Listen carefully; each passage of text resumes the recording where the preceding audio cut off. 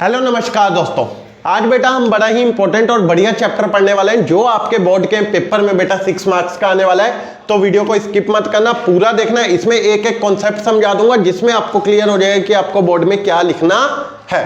तो चलो बच्चा जल्दी से शुरू कर देते हैं आज के इंपॉर्टेंट चैप्टर को, जो है सुरक्षा। सबसे पहले बेटा हमें देखना होगा सुरक्षा का मतलब क्या होता है। देखो, सुरक्षा का अगर शाब्दिक अर्थ देखें, नॉर्मल मतलब देखें तो इसका मतलब है खतरों से आजादी। लेकिन एक बड़ा सवाल बनता है कि आखिरकार हम किसे खतरे के रूप में देखें। आखिरकार इस दुनिया में क्या खतरा है और क्या खतरा नहीं है। देखो, खतरा तो दुनिया की अगर मैं बात करूं तो नॉर्मल सी बात है बेटा, मैं घर से बाहर निकला, घर से बाहर निकलते ही एक कुत्ता काट गया, ठीक है। हो सकता है घर से बाहर निकलते ही बेटा एक ट्रक आया, मेरे को रौंद के चला गया, मैं उसी टाइम मर गया। हो सकता है, चलो अब मैं कह रहा हूं कि घर के बाहर निकलना, मैं घर के अंदर हूं, ठीक है, सिलेंडर फट गया, मैं मर गया।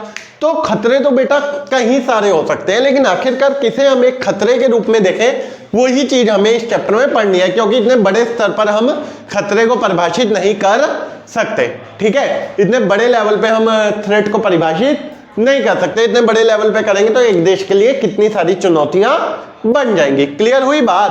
तो बेसिकली हम सुरक्षा को दो पार्ट में डिवाइड करते हैं। कितने? दो।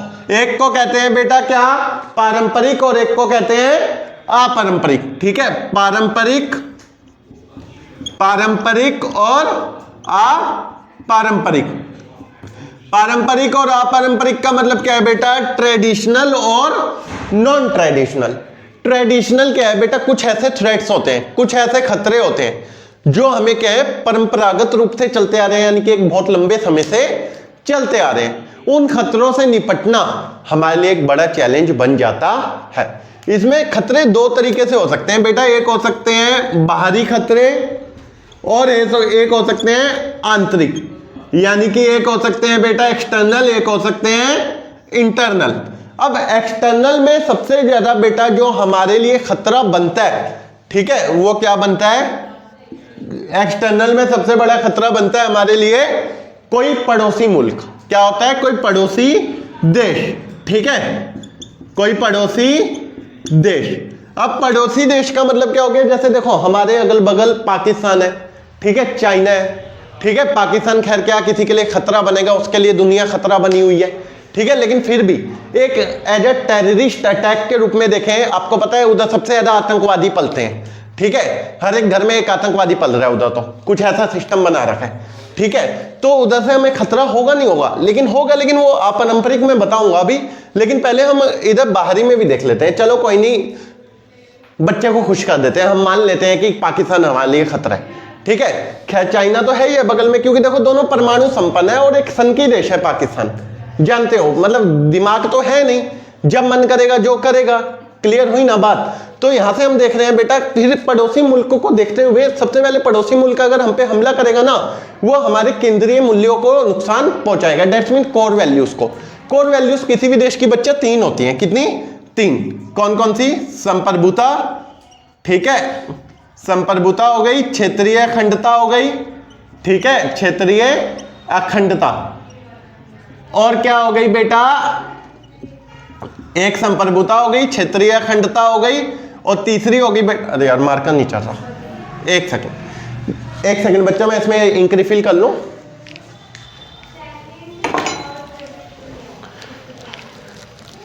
इतने में बेटा, जितने में मैं इंक रिफिल कर रहा हूं, आप चैनल को सब्सक्राइब कर लें और वीडियो को लाइक कर लें, ठीक है। देखो, आप कोई गुरु दक्षिणा तो पे कर नहीं दे, तो आप इसी फॉर्म में बच्चा थोड़ा सा कंट्रीब्यूशन दें ताकि हम भी आगे बढ़े, है ना। चलो अब शुरू कर देते हैं आगे का, ठीक है। हमने यहाँ पे इंक रिफिल कर ली। देखो, इंक का भी पैसा जेब से जा रहा है भैया, करो कुछ, ठीक है। क्षेत्रीय अखंडता, और तीसरा क्या हो गया जी? स्वतंत्रता। ये 3 कोर वैल्यूज होती हैं। देखो, अंग्रेजों ने भी हम पे हमला किया, सबसे पहले हमसे हमारी आजादी छीन ली, फिर सॉवरेनिटी छीन ली, और जाते जाते कमबख्त तोड़ के चले गए। क्लियर हुई बात। तो इसी को कहते हैं क्या? इसी को कहते हैं बेटा एक कोर वैल्यूज को नुकसान पहुंचाना, ठीक है। तो पड़ोसी देश ऐसा कर सकते हैं। अब युद्ध का खतरा सबसे ज्यादा होता है बारी में, ठीक है। अब युद्ध के खतरे में मेरे बच्चा एक चीज को समझो कि युद्ध के खतरे में अगर युद्ध थम जाए तो क्या हमारे सामने ऑप्शन हो सकते हैं। देखो, एक ऑप्शन तो हो सकता है बेटा कि आत्मसमर्पण कर दो, सरेंडर कर दो, लेकिन कोई भी देश सरेंडर करना नहीं चाहता। दूसरा ऑप्शन होता है बेटा सामने वाले को इस तरीके तक धमकाओ कि सामने वाला युद्ध करना ही छोड़ दे। और तीसरा ऑप्शन है युद्ध ठन जाए तो अपने नागरिकों की रक्षा करो और सामने वाले को इतना तोड़ो कि उसके बाद वो युद्ध करने की सिचुएशन में ना सोचे। क्लियर हो गई बात? ये तो हो गया बच्चा क्या हमारे, ये हो गए खतरे। क्लियर? अब इससे हम निपटने के लिए क्या क्या कर सकते हैं, ठीक है, आखिरकार क्या क्या तरीके हैं इससे जिससे हम निपट सकें। तो सबसे पहला तो हो गया बच्चा अवरोध की स्थिति। अवरोध का मतलब क्या होता है? अवरोध का मतलब होता है एक ऐसी स्थिति बना देना जिसमें सामने वाला हमसे युद्ध करने की कोशिश ना करे। दूसरा हो गया बेटा विश्वास बहाली। विश्वास बहाली का मतलब क्या होता है? इसे कहते हैं हम ट्रस्ट बिल्डिंग, यानी कि अपने पड़ोसी देशों के साथ हथियारों की जानकारी साझा करना। अगर हम अपने पड़ोसी देशों के साथ हथियारों की जानकारी साझा कर लेंगे, जी मेरे पास इतने हैं, आपके पास इतने हैं, तो ये बैलेंस बना रहेगा और हथियारों की होड़ नहीं होगी। एक तरीका हो सकता है बेटा गठबंधन करना। गठबंधन का मतलब क्या होता है? गठबंधन का मतलब होता है अलायंस होना। जैसे क्षेत्रीय स्तर पर क्या होता है, कई सारे देश मिलकर अलायंस कर लेते हैं कि आखिरकार ये हम पे हमला करेगा तो हम सब मिलकर क्या करेंगे, उसका सामना कर लेंगे। ठीक है, फिर हो गया बच्चा इधर से ही अगर मैं बात करूं अस्त्र नियंत्रण। अस्त्र नियंत्रण का मतलब क्या होता है बेटा? कुछ खास प्रकार के हथियारों को बनाने पर नियंत्रण कर देना। क्लियर? फिर उसके बाद बेटा आप और भी कई सारे ऐसे एग्जाम्पल ले सकते हैं, जैसे कि आप लिख सकते हैं निशस्त्रीकरण, है ना। ये सब क्या हो गए हमारे पड़ोसी देशों से बचने के या किसी एक ताकतवर देश से बचने के तरीके हो गए।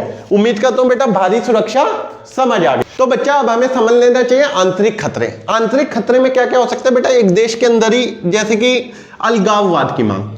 अलगाववाद की मांग का मतलब क्या होता है बेटा? अलगाववाद की मांग का होता है जैसे कि अब देश के लिए, ठीक है, देश के अंदर के ही हिस्से देश से अलग होने की डिमांड करने लगे।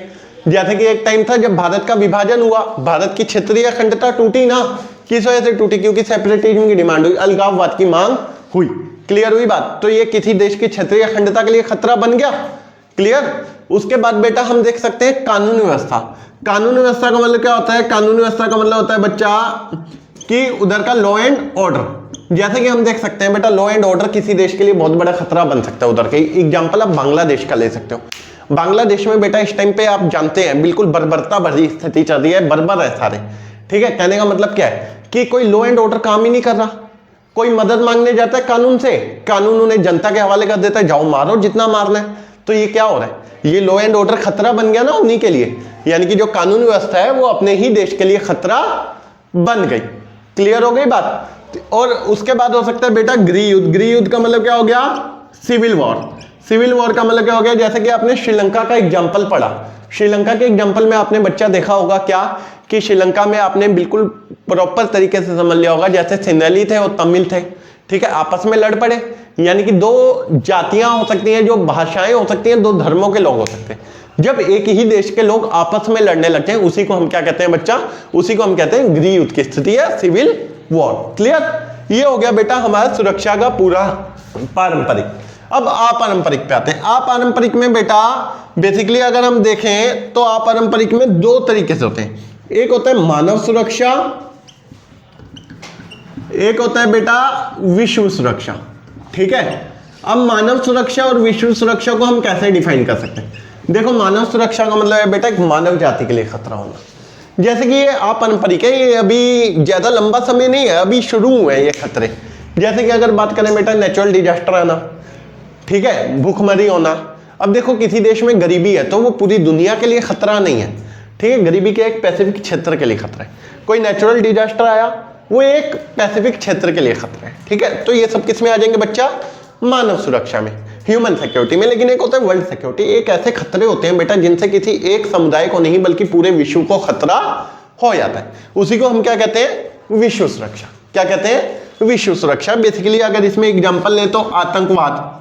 ठीक है, आतंकवाद बेटा एक ऐसा खतरा है वर्तमान समय में जो किसी एक देश तक सीमित नहीं है, ये कहीं पे भी जाके टेरर अटैक कर देते हैं।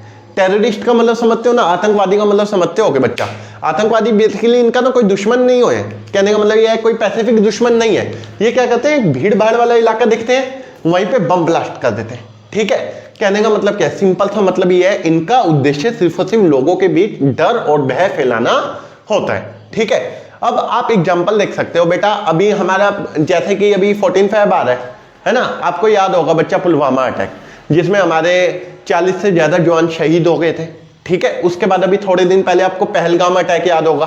पहलगाम अटैक में आपने देखा होगा बच्चा किस तरीके से कितने मासूम लोगों को मारा गया था, ठीक है, XYZ किसी भी बेसिस पे, ठीक है। उसके बाद हम देख सकते हैं बेटा अभी लाल किला वाला क्या था, कार फट गई, मतलब डर भी नहीं लगता बंदों को फटते हुए, भैया कोई नहीं मिलने वाला कहीं पे, ठीक है।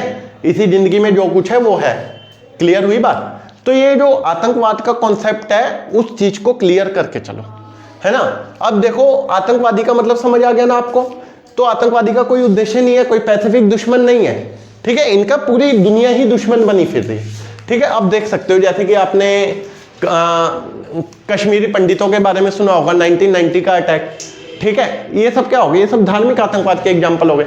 आतंकवाद आर्थिक भी होता है। आर्थिक का मतलब क्या होता है, गरीबी के कारण, जैसे कोई गरीब देश है, ठीक है, क्या होता है किसी भी देशों पे हमले करते हैं, उधर लूटपाट करते हैं, ठीक है, ये भी हो गया, ठीक है। राजनीतिक आतंकवाद भी हो सकता है, राजनीति के उद्देश्य से हमले करवाना, है ना।